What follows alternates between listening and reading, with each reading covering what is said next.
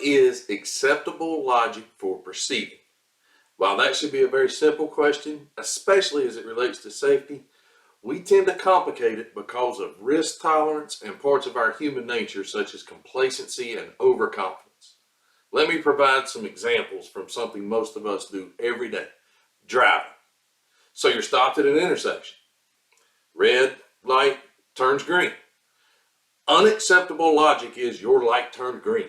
Acceptable logic is your light turned green and you have checked traffic in both directions, and if there is a vehicle in front of you, it has actually started to move. We don't inch forward before it does.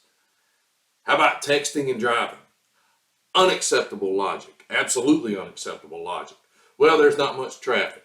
Going at a really slow speed. It's a really important message. I've done it before. Got away with it. Acceptable logic for texting and driving, there is none. There are things we just don't do. How about backing up?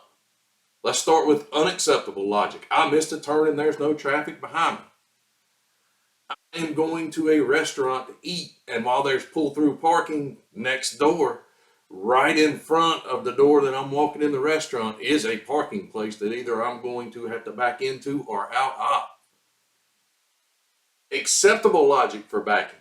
I have a spotter, I've done my walk around, and I'm performing one of these tasks. I've got to hook up to a trailer, back into a loading dock. Maybe I'm setting up at a pole, and there may be a few other finite exceptions, but how often do we back when we don't have to? So that's driving. What about the work that you and your team do every day?